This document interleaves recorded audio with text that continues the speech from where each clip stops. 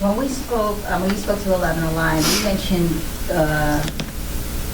the look that this gentleman had in his face from while you guys felt he was the person responsible for a long. Oh yeah, from day one, we knew it was Christopher. There was never ever any doubt in our minds who did this. My mom has said, I don't know how many times, when she first met him, there was just evil in his eyes. That is so true. If you look at a picture of Charlie Manson, you see the same thing. And it's the same thing with Christopher. And I saw his mugshot earlier, and it's still there. And Mom, you mentioned finally you guys got here. Talk about this long process, from 1998 to now, and the feeling of satisfaction that, what you knew forever is now coming to fruition. Well, when Detective Shepard called me yesterday morning at 8:23 and told me that he was in custody, I yelled, "Thank you, Lord." And the good Lord above has gotten me through this from the first day into this day. If it wasn't for him, it's been a hard, long road. And like I said, she laid in the morgue 4 years before I was able to bury her. And I wasn't allowed to see her kids. His mother had custody of his kids and wouldn't let us see them.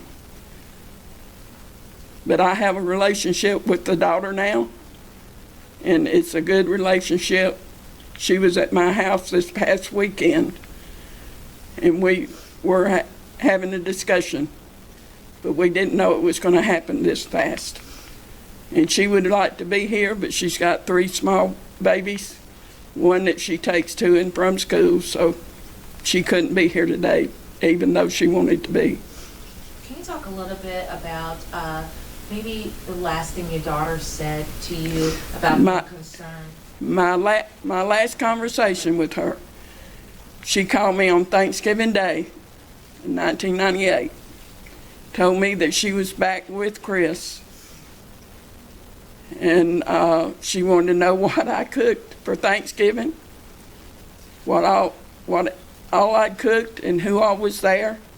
We were all sitting around the dining room table, and she wanted to come down, and she was going to ask his mother to bring her down there. And I said, "You don't have to ask her. I'll come get you if you want to come."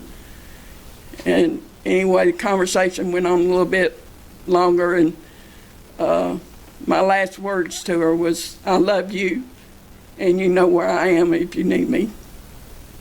What do you want people to remember about Melissa? Melissa was very loving. She would if she loved you, you would know it, definitely. And she loved her kids, and there's no way on this earth that she would have left them, because she wanted her kids. That's why she went back to him. That's why she kept going back to him. In all this time, had Christopher ever reached out to you guys? Had you ever spoken, either one of you spoken to Christopher? Never. Never. He never reached out? Never. Not once. Did she ever reveal or hint to anyone that she was in danger from him? I can't quite hear you. I was wondering if she ever revealed, if anybody ever had a clue that she was in danger. She had left him in the summer of '98, and she came to the house and she stayed with me, and we got both her kids back from Kathy. And when she went in front of the judge here in Atlanta on the domestic violence, because he had knocked her down on the sidewalk and dragged her by her hair down the sidewalk. And when he went in front of the judge, he asked the judge to let him talk to her alone, and she went back to him.